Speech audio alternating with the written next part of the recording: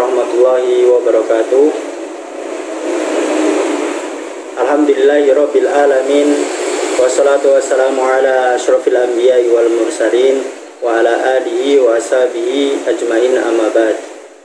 Ikhwan wa akhwat azani Allah wa iyyakum. Alhamdulillah, pada kesempatan kali ini kita akan kembali melanjutkan pembahasan kita di dalam pelajaran fikih dengan kitab Al-Fiqhul Muyassar fi Dawi Al-Kitab wa Sunnah. Alhamdulillah, pada pertemuan kali ini kita sudah memasuki bab yang ketiga. Al-babu tsalitsu fi qada'il hajati wa adabiha. Jadi di dalam bab yang ketiga ini menjelaskan tentang buang hajat dan adab-adabnya. Al-mas'alatul ula al-istinja'u wal istijmaru wa qiyam ahaduhuma maqamal akhar. Jadi dalam permasalahan yang pertama ini menjelaskan tentang istinja dan istijmar, dan kedudukan salah satunya itu seperti kedudukan yang lainnya antara istinja dan istijmar. Apa itu istinja? Di sini beliau mengatakan al-istinja'u izalatul kharij minas sabilaini bil ma. Jadi pengertian istinja adalah izalah, menghilangkan, al-kharij sesuatu yang keluar, minas sabilaini dari dua jalan, bil ma dengan menggunakan air. Wal istijmar, adapun pengertian istijmar, mashu bi tahirin mubahin mungkin. Jadi mengusap sesuatu yang keluar dari dua jalan dengan tahir, benda yang suci, mubahin yang diperbolehkan secara syar'i, mungkin yang bisa membersihkan. Contohnya kal hajari wa nahwihi. Di sini beliau mengatakan seperti batu dan semisalnya, tisu. Itu sesuatu yang suci dan bisa membersihkan. Jadi kalau istinja itu membersihkannya dengan air, kalau istijmar dengan benda-benda yang suci yang diperbolehkan selain air. Wa yujzi'u ahaduhuma 'anil akhar, dan salah satu dari keduanya tadi, istinja dan istijmar, itu sudah mencukupi dari yang lainnya. Jadi jika seseorang itu sudah istinja, maka dia tidak perlu istijmar. Dan begitupun sebaliknya, ketika seseorang sudah istijmar, dia tidak perlu istinja. Karena kedudukan istinja dan istijmar itu sama. Jadi jangan dipahami kalau istijmar itu diperbolehkan ketika tidak ada air. Karena hukumnya berbeda dengan tayamum. Karena tayamum jelas ketika seseorang ingin bersuci tidak ada air, maka dianjurkan untuk bertayamum. Tetapi istinja dan istijmar ini berbeda. Meskipun ada air, kalau dia menginginkan untuk istijmar, maka itu diperbolehkan. Disubuti dari anin Nabi sallallahu alaihi wasallam, karena tetapnya hal itu dari Nabi sallallahu alaihi wasallam. Nabi istinja dan juga Nabi istijmar. Fan Anas radhiyallahu anhu qol, dari Anas radhiyallahu anhu qol, beliau mengatakan kana Nabi sallallahu alaihi wasallam yadkhulul khala. Jadi dulu Nabi sallallahu alaihi wasallam beliau masuk kamar mandi. Fa ahmilu ana wa gulamun nahwi idawatan min ma'in wa anazatan. Kemudian aku, yaitu Anas bin Malik, dan gulamun nahwi, anak kecil yang seumuranku, sebaya denganku, membawa idawah. Idawah itu bejana kecil yang terbuat dari kulit, yang biasanya dipakai buat menampung air. Wa anazatan, dan tombak kecil. Fayastanji bil ma. Kemudian Nabi sallallahu alaihi wasallam beristinja dengan memakai air tersebut.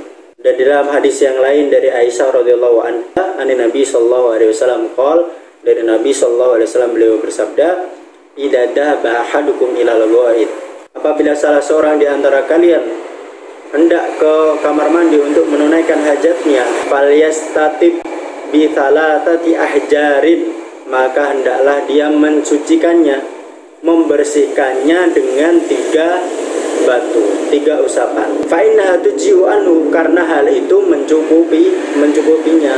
Jadi dalam hadis ini, kedua hadis ini menjelaskan bahwasanya Nabi pernah istinja dan juga Nabi pernah melakukan istijmar.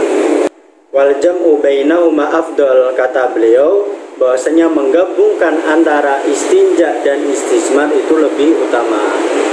Jadi secara kesimpulan di sini beliau menyebutkan 3 cara di dalam membersihkan kotoran, yaitu tadi yang pertama dengan istinja, dengan memakai air, dan ini yang lebih bersih. Atau tadi yang kedua yaitu dengan istijmar, membersihkan kotoran dengan menggunakan benda selain air. Atau cara yang terakhir yaitu menggabungkan antara istinja dan istijmar. Kemudian wal istijmaru yahsulu bil hijarati aw ma yaqumu maqamaha min kulli tahirin mungkin mubahin. Dan istijmar itu bisa menggunakan hijarah, batu, atau sesuatu yang bisa menduduki kedudukannya. Setiap yang suci mungkin bisa membersihkan, mubahin itu dibolehkan secara syar'i. Contohnya kamana dilil warok, seperti tisu, wal khoshab, kayu, wa nahwi dzalik, dan yang lainnya. Lianna Nabi sallallahu alaihi wasallam kana yastajmiru bil hijarah. Karena Nabi sallallahu alaihi wasallam beliau beristijmar itu dengan menggunakan batu, fayul haqu biha ma yumathiluha fil inqa. Maka ini dikiaskan dengan batu tadi apa yang menyerupainya dalam hal membersihkan. Wala yujzi'u fil istijmari aqall min 3 masahat. Di sini beliau mengatakan bahwasanya tidak mencukupi istijmar itu dilakukan kurang dari 3 usapan. Di hadis Salman, berdasarkan hadisnya Salman radhiyallahu anhu, nahana yakni an-nabi, telah melarang kami yaitu Nabi sallallahu alaihi wasallam, an-nastanjiya bil yamin, kami beristinja dengan menggunakan tangan kanan, wa annastanji bi aqalli min 3 ahjarin, kemudian beristinja menggunakan kurang dari 3 batu, wa annastanjiya bi roji'in au admin, dan beristinja dengan roji, kotoran kering, au admin atau tulang. Atulah botol libat azani Allah wa yakum. Jadi yang perlu kita perhatikan di sini ketika hendak melakukan istijmar yaitu 2 hal. Yang pertama, benda yang dipakai. Jadi benda yang dipakai buat istijmar itu hendaklah memenuhi syaratnya, yaitu harus thahir, suci, mubahin, diperbolehkan secara syar'i. Karena di sana ada benda-benda yang tidak diperbolehkan secara syar'i untuk membersihkan kotoran, contohnya tulang, kotoran hewan yang kering, dan seterusnya. Kemudian yang kedua yang perlu diperhatikan adalah jumlah berapa kali dia mengusap. Karena di dalam hadis tadi Nabi menyebutkan bahwasanya istijmar itu tidak boleh kurang dari 3 usapan.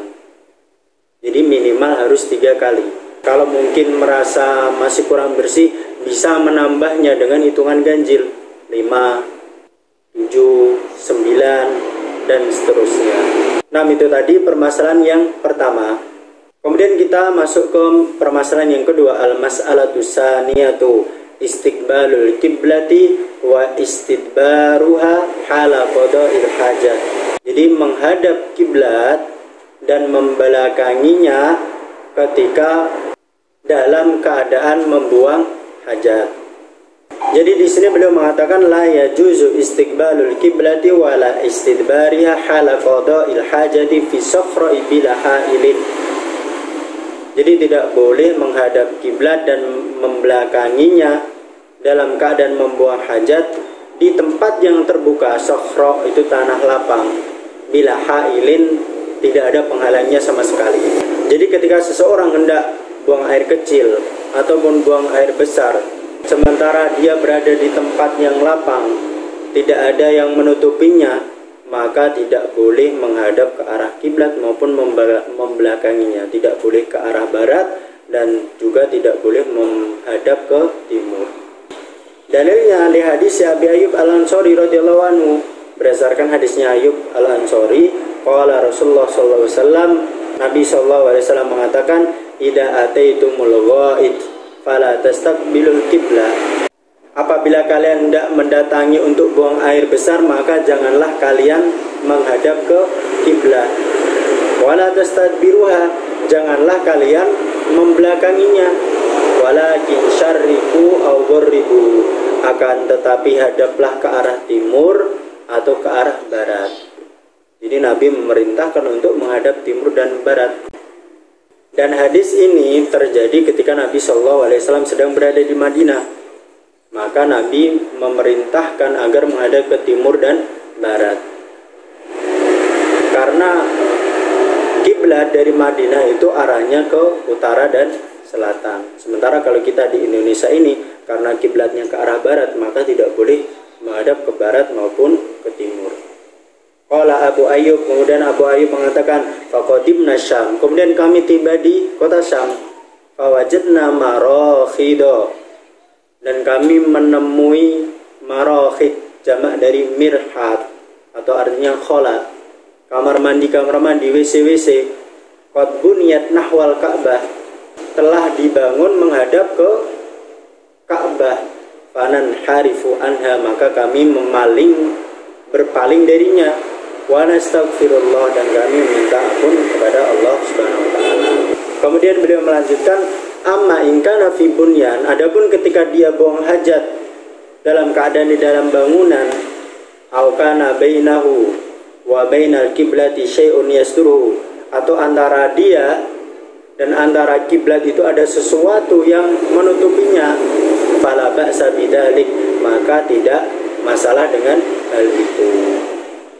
Jadi secara kesimpulan beliau mengatakan bahwasanya tidak boleh seseorang apabila ingin buang hajat itu untuk menghadap ke arah kiblat maupun membelakanginya ketika dia berada dalam keadaan tanah yang lapang, tidak ada penghalangnya sama sekali.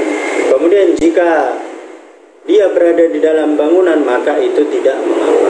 Tentunya yang lebih utama tetap ditinggalkan kalau misal dia bisa tidak melakukan hal tersebut. Kemudian kita masuk ke masalah yang ketiga, al-mas'alatu salisah ma yusannu fi'luhu lidakhilil khala. Jadi apa saja yang disunnahkan untuk dilakukan ketika berada di dalam kamar mandi. Beliau mengatakan yusannu lidakhilil khala'i qaul bismillahi Allahumma inni a'udzubika minal khubsi wal khaba'ith, atau bisa juga minal khubusi wal khabaithi dengan mensukun ba atau meddomah ba. Disunahkan bagi orang yang berada di dalam kamar mandi atau mau masuk kamar mandi untuk mengucapkan doa bismillah dengan menyebut nama Allah. Ya Allah, sungguhnya aku berlindung kepadamu dari khubusi wal khabaithi atau khubuthi wal khabaithi. Kalau dengan mensukun ba itu artinya khubuthi, syaitan laki-laki, khabaithi, syaitan perempuan. Kalau dengan mensukun ba-nya khubuthi wal khabaithi, maka khubuthi artinya segala bentuk kejahatan, dan khabais segala bentuk perbuatan tercela. Dibeli dua-duanya, Allahumma inni a'udzubika minal khubuthi wal khaba'is atau minal khubuthi wal khabaithi. Wa indal intiha wal khuruj, kemudian ketika selesai buang hajat dan ingin keluar dari kamar mandi, mengatakan ghufranaka, di artinya Allahumma firli, ya Allah ampunilah aku. Wa taqdimu rijlihil yusra inda dukhul wal yumna indal khuruj. Kemudian yang disunahkan berikutnya yaitu mendahulukan kaki kiri ketika masuk kamar mandi dan kaki kanan ketika keluar dari kamar mandi. Wa alla yakshifa auratahu hatta yadnuwa minal ard, dan hendaklah dia tidak membuka auratnya sampai yadnu, dekat dari permukaan bumi. Jadi sebelum dia dekat dengan permukaan bumi, maka tidak boleh membuka auratnya agar auratnya tadi tidak terlihat orang lain. Wa idza kana fil fada'i yustahabu lahul al-ibad wal istitari hatta la yura. Kemudian apabila berada di tengah yang lapang, al-fadha, tanah yang lapang, yustahabbu lahu, dianjurkan kepadanya, al-ib'ad, menjauh dari keramaian agar tidak terlihat orang lain, wal istitar, dan mencari penutup. Jadi tidak boleh dia buang hajat di tempat yang terbuka, harus nyari penghalangnya, hatta la yura, sehingga dia tidak terlihat dengan orang lain. Berdasarkan hadisnya Ali radhiyallahu anhu, qala Rasulullah sallallahu alaihi wasallam, Nabi sallallahu alaihi wasallam mengatakan, satru ma bainal jin wa aurati bani adam idza dakhala al-khala ayaqula bismillah. Jadi penghalang atau penutup antara jin dan antara auratnya manusia apabila dia masuk di dalam kamar mandi, yaitu dengan mengucapkan bismillah. Jadi ketika seseorang masuk kamar mandi dengan mengucapkan bismillah, maka jin tersebut tidak bisa melihat aurat dari orang tersebut. Karena kalau misal ada jin yang bisa atau melihat aurat kita karena kita tidak mengucapkan bismillah ketika masuk kamar mandi, ya bisa jadi jin tadi bisa mengganggu kita atau melakukan hal-hal yang tidak kita inginkan. Nah, demikian tadi yang dapat saya sampaikan pada kesempatan kali ini. Wallahu ta'ala a'lam bishawab. Wassalamualaikum warahmatullahi wabarakatuh.